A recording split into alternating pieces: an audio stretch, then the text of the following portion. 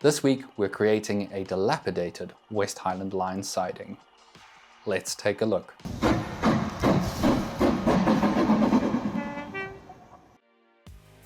Hey guys, welcome back to Proper Chuffed. My name's Hilton and I have absolutely no idea what I'm doing, but that is half the fun of this, isn't it? 5,000 subscribers. I'm overwhelmed, I won't lie. This channel has grown from strength to strength and I've been super impressed with just how welcoming and warm this community of the YouTube model railway space has been, particularly from my British viewers who I'm obviously trying to emulate all of this from. You know, I hit that landmark last week and to be honest with you, I've been in a complete daze about it. I've had a lot of stuff going on in life, but genuinely, thank you so much from the bottom of my heart. It means so much to me. A year ago, I was looking at 1,000 subscribers and that was massive. And then it was 2,000 and then 3 and 4 just a couple months ago. And now we're at 5,000 subscribers.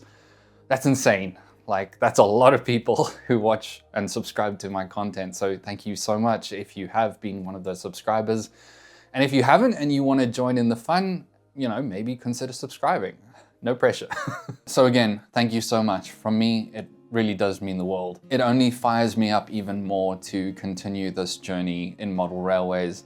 And I look forward to many more exciting projects beyond just Dunroman. But we'll talk about that in the future. Today, we're going to go back to Dunroman because we've got some important stuff to add. Quite a few people asked about Sky and how she was doing. She's quite all right, as you can see. She's in relatively good health, although she seems to completely hate the camera. I swear, every time I take out my phone to take a photo of her, she does exactly this. Sky, can you just pay attention for 1 second, please? Please, my love, thank you. Sky is well. She saw the vet last week. There's a couple things that we need to sort out long-term for her. Unfortunately, she has been diagnosed with arthritis, which for her front 2 little paws, is very difficult for her. And it's actually very hard to see her struggling around. She's 9 right now, so she's got a long way to go still. She's got many an innings left in her to bat. But we're just gonna have to monitor these little paws and make sure that we manage the pain as best as possible because there's really nothing you can do about arthritis. The good thing is she's in the clear in terms of anything else, including the big C. So very happy about that. And Sky, you okay?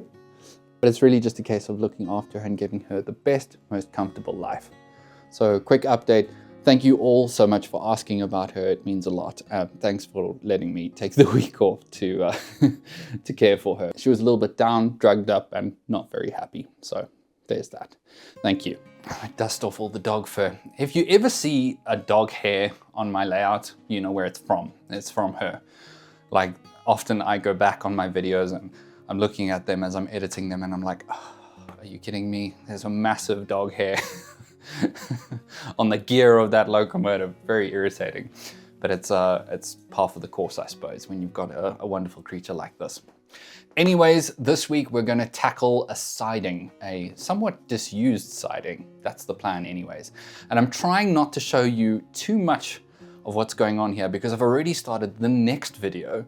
So I'm going to quite delicately sort of film around this area in general. And you'll see what's happening with that next week. But first, let's tackle this siding. Hello. But first, let's tackle this. Do you want to come up now? What's the plan? First, let's tackle this siding. To start things off this week, we're turning our attention to the southern tunnel entrance, and more specifically, to that rather glaring gap between the retaining wall and the scenic backboard. It's one of those things that's been bugging me for a while. It just breaks the illusion when you can see through to nothing. So to sort it out, I'm reaching for some woodland scenic shrubs and generously place them into that gap. The idea is to build up a bit of lush vegetation, blending the wall into the surrounding scenery and giving it a much more natural, overgrown look. Once that's looking good, I'll move on to the smaller details around the tunnel portal itself. adding in some static grass around the junction point along the edge of the track to soften the lines and bring everything together. To finish it off, I'm dusting the whole area with a bit of scenic flock. This gives the scene a more coarse, unkempt texture, like the kind of scruffy growth you'd find around a remote highland tunnel that hasn't seen a strimmer in years. It's all about building up those layers and letting the scene settle into itself. I'm not quite done here, and I know I'll certainly be returning in future, but this was bugging me, so I thought I'd get it done. Okay, so this siding, well, it's kind of behind me now, so you can't really see it.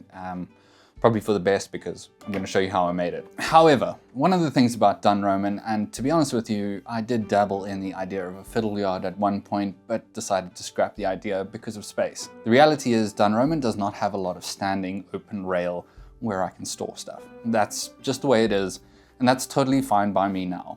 In the future, I'll look to expand this in some way, shape or form, but you'll just have to wait and see how that happens. Now, the West Highland does not have a lot of these sidings. There are a couple here and there dotted across the West Highland Railway, but they're not a common sight. And when they are around, in the modern image sense, they're not really used for much other than potential fuel points or some slight storage. So that's exactly the idea with this siding. Now, in hindsight, I should have put the siding on this side of the main line, but I didn't. I put it inside the main line, and as a result, it's kind of lost its purpose, really. If I could do it again, I probably would put it on the outside, but we have what we have, so let's make the best use of it that we can. So initially I had thought, let me do a fuel point for diesel locomotives that have come up here to Dunroman.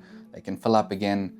And then I decided, you know what? No, let's not do that. I've got other plans for something like that in the future. Let's try something a little bit different. So using one of my favorite resources, Flickr, I was able to sort of deduce what some of these sidings are used for these days. Now, most of them are abandoned. And of course, if you look at something like Crean Larrick, they're still used in some way for storage every now and then.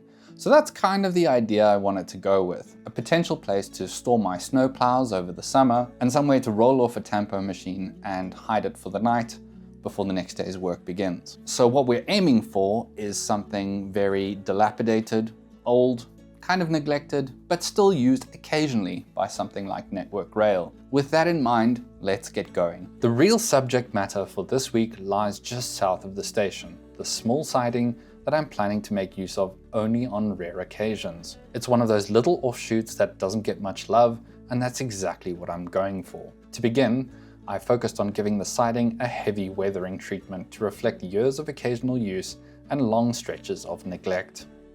I started with a mix of dry powders layered over the sleepers and rails to give that chalky, time-worn look.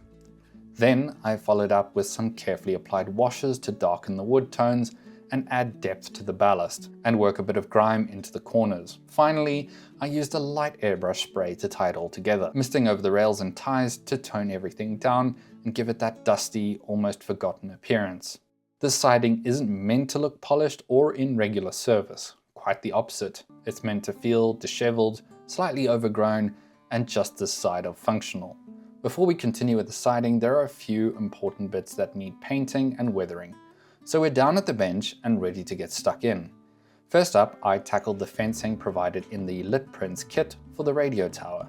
These fit the bill perfectly, but being 3D printed, they needed a bit of prep to get them looking right. I started with a coat of primer, then I followed up with a layer of silver to give them that realistic aluminium sheen. It catches the light nicely and gives the impression of aging infrastructure. Then I turned my attention to the generator box, also part of the Lit Prints tower kit. And I have to say, the overall value in this set is genuinely impressive. For this, I went with a classic infrastructure look, a red brick exterior with green accents, just like you see often in real life with utility boxes tucked away beside the line. I painted the green detail first, masked everything off, and then I hit the walls with Vallejo's rust red brick tone.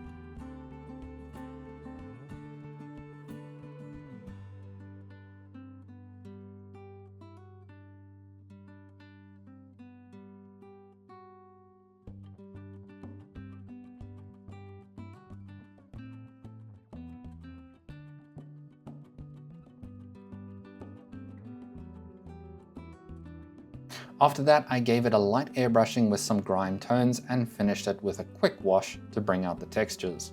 Simple, but it really ties it into the scene. Then it was onto the tower itself, which had taken a bit of a tumble recently and lost a few of its antennae. I repaired that with a bit of care, then added some extra weathering, just a touch of rust and dust to help ground it in reality.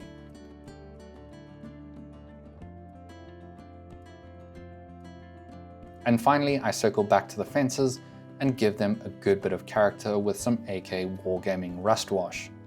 I flick this on gently to get that patchy, dilapidated look, as if the fences have been standing out in the Highland weather for years. I'm particularly proud of how this turned out. Sometimes it's those grungy little details that really help. Right, back to the siding now, and first up was sorting out a few unsightly gaps that needed filling right up to the ballast. Nothing too major, but enough to break the illusion if left alone, so I got stuck in with a bit more static grass to blend everything together.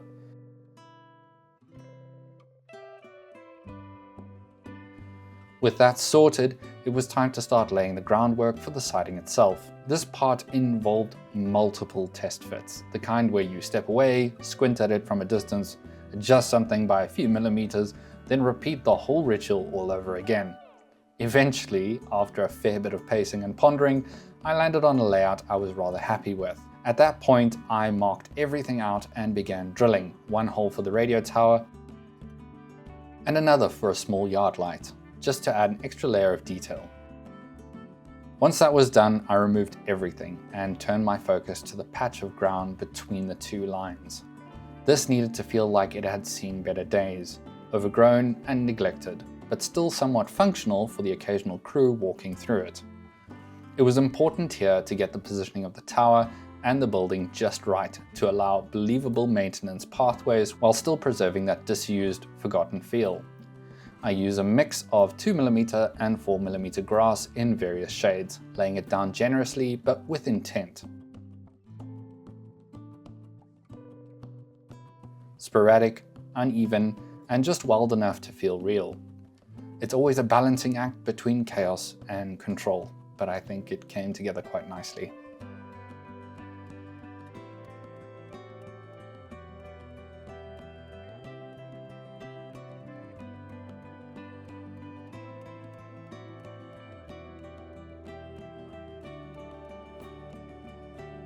One more quick trip to the bench, I promise. I picked up a few relay boxes from the Will's Kits range, and they are an absolute breeze to put together. Built them in the blink of an eye, really. Nice clean moldings and no fuss. I gave them a solid coat of silver to match the kind of galvanized finish you see on the trackside, and then I followed it up with a light rust wash to tone it down and add a little bit of age. You'll see where these come in a little bit later, but for now, they're all prepped and ready to be placed. Next, let's get the siding looking nice and overgrown. I'm starting by dotting some PVA wood glue along the insides of the track. Just a few well-placed blobs here and there to prepare for a bit more static grass. I don't want to go too heavy with it. The goal isn't to bury the rails entirely, but I do want to give them that convincingly neglected look. So it's all about finding that happy medium. I work my way down the siding, dotting as I go, then begin applying a mix of 2mm and 4mm static grass in various tones to create those unruly tufts you'd expect from a track that's seen better days.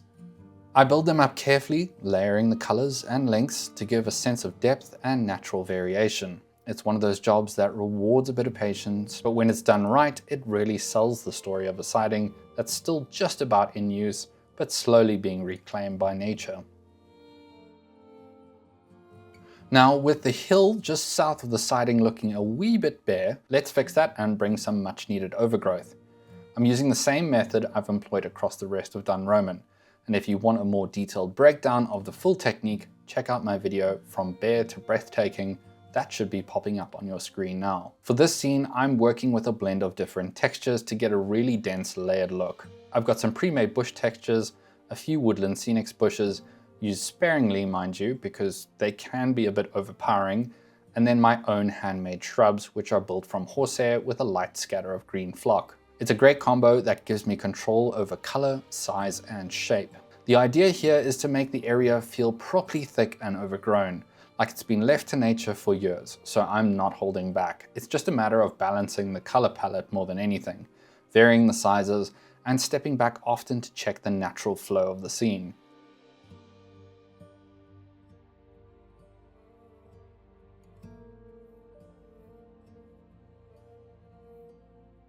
Once I'm happy with the placement, I give the whole area a misting of hairspray to tack everything into place. Then I follow up with a gentle dribble of watered down PVA. You're looking for a milk-like consistency here, down the back edge, to help anchor the bushes into the grass and blend everything into the hillside.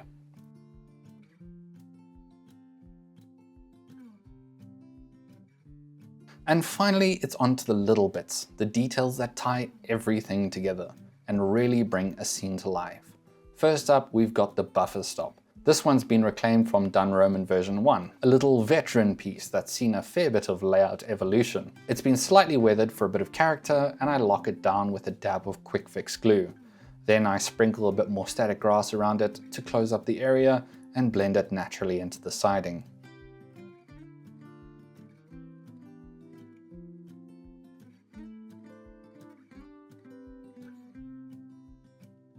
Next, it's time to anchor the radio tower. I use a good squeeze of PVA straight from the bottle here. Nothing fancy, but it works brilliantly. The flat base of the tower naturally settles onto the stonework, and the glue in between gives it a nice even bond. I do the same with the yard light, making sure it's square and solid before moving on. Now, here's a small detail I didn't manage to get on camera: the shipping container. It's actually a resin mold that I painted up in a slightly weathered blue. I placed it just slightly off kilter, like it's been dropped there without too much thought, which for a siding like this feels about right. That slightly haphazard look that just kind of adds to the atmosphere.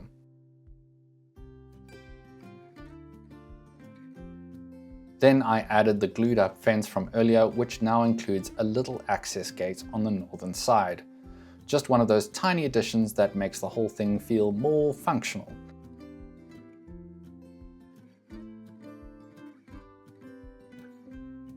The generator unit went in next, and I weighed it down while the glue cured to make sure it set firmly in place.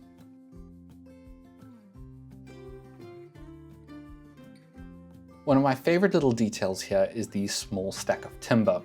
I built this from cut down wooden sticks, imagining that the siding might have once been used for timber traffic, and this little pile is what's left behind. I even added a touch of moss creeping up the lower logs to make it look like it's been forgotten and left to rot. It's these kind of small elements that really help tell a bigger story, if you know what I mean, and I think it works out quite nicely. Finally, I popped in a few more details: some weathered sleepers, a water tank from 00 Dave, a couple of extra shrubs for good measure, and of course, the relay box. See, I told you it would come back. Positioned near the junction, it rounds off the scene with a subtle but important touch of realism.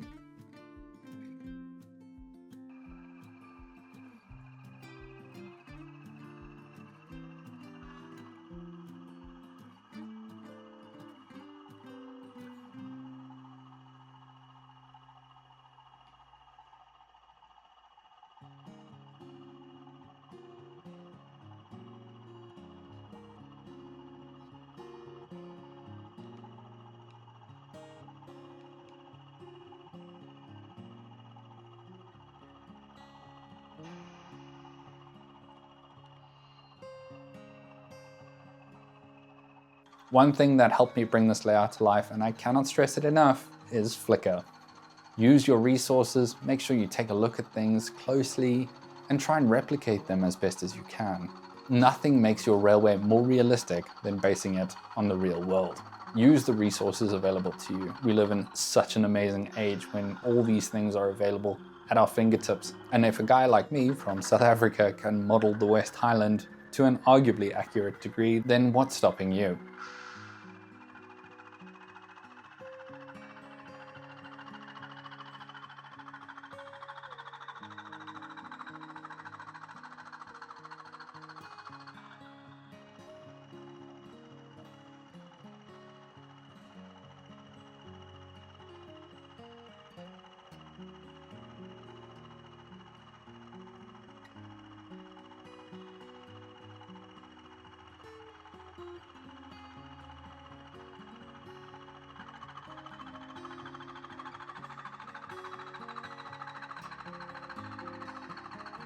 When it came to detailing the siding, I had a whole idea of all the things I could include. In fact, I'd already built a little plate layers hut that was going to sort of sit there and become a little disused, but I decided against it. Sometimes less can actually be more. And in this instance, I think the addition of the radio tower and just the freight container with a couple bits and bobs lying around is more than enough to tell the story of the siding. Any more and this slightly smaller area might begin to look a little bit too busy, and to be honest with you, that's not exactly what I want. I want it to feel abandoned and used occasionally. Now, I have ordered a tamper machine and it should be with me in the next shipment from Bill, hopefully. So looking forward to weathering that up and adding it to the siding. I bought the non-motorized version just because I didn't feel like I needed a motorized one per se. Regardless, I'd love to know what you guys think of this siding. Does it accurately reflect what you might see in Scotland?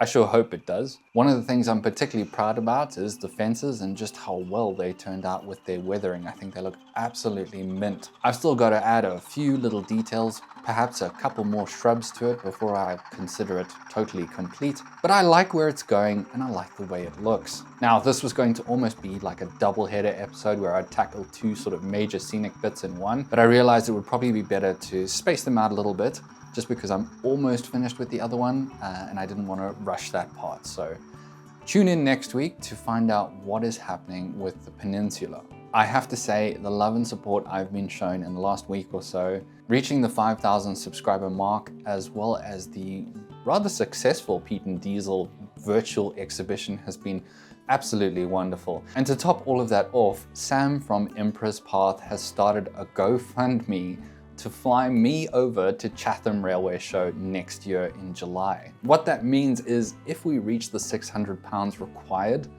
to essentially pay for a ticket, I'll be in Chatham next year, which is nuts to me because I didn't think I'd get there until 2027. My plan was to always go to Model Rail Scotland in 2027. But I will absolutely take it. Nothing would make me happier than seeing many of my friends and subscribers at Chatham Show. The GoFundMe is live. I don't like the idea of e-begging. Sam set this up on his own and I really do appreciate it because we're almost basically reached the halfway mark of the sponsorships. So I'll include a link below. You're under no obligation to contribute to that, but every small little bit helps if you want to see me at Chatham next year. And beyond that, I'm hoping, of course, to head up to Scotland on top of that and make sure that I attend a show or two there, as well as, of course, making my way up the West Highland line, no doubt. It would be very surreal to me to be going back within 2 years of my last trip back to the UK and seeing all of you guys. I'd absolutely love to. So let's hope it works out. So is there anything special happening for 5,000 subscribers? Well, I'm toying with an idea of doing a little bit of a running session. Many of you have been asking for some running sessions on my channel, and I think I'm happy enough with some of the objects and scenery here that I could actually potentially pull one off. So I probably will be putting out a 5,000 subscribers like running session type thing. Not sure how it'll go. I'm quite curious to try it out and see how it works. And perhaps I'll show off some locomotives that you haven't seen on the channel before that are now sitting up there. Look out for that video very soon. That being said, I just want to thank my Westies. My Westies are essentially my channel members, and I've made it as cheap as possible to become a Westie. It's a super, super low fee, hopefully. And your continued support goes a really long way to making the channel a better place for everyone. I put all of the money I get from my Westies back into the channel for lighting, equipment, and making things a little bit better for everyone. So thank you to Annie, Mystic Brick, Simon Thompson, Bill from 3B Rail, Jersey Bill, Tony from Choberton Junction, Derek L, James from the Little Western Model Railway, Dan from Pedantic Mongrels Railway Channel, Tim, Clagfest, McDave, Chris from Valleys 5600, SBJ from Empress Path, Rob from the Kiln Line, Johnny from the 62C Workbench, Phil from PM Trains, Steve Room, Zach from 71D Productions, Joachim Bengston, Scott Wood, and some new members, Hogsmeade Branchline, and Tim Krinsky. Welcome to the new members. It's great to have you in the Westie Club, and thank you so much for your support. I really do appreciate it. That is all for this week. Thank you so much for joining me and for your patience. Building a model railway, I'd love to make it a full-time job, but the reality is life does get in the way sometimes. So I really do appreciate the patience when I do have an off week and I can't put out a video. So thank you so much for your patience on that. If you enjoyed this video or you think it'll be helpful to somebody else, please consider sharing it. And if you haven't subscribed and you want to see more, please do so. Otherwise, if you're just on your way out, drop me a thumbs up. That would be greatly appreciated. Until I see you next time, keep your engines fired. And of course, stay on track. All the best.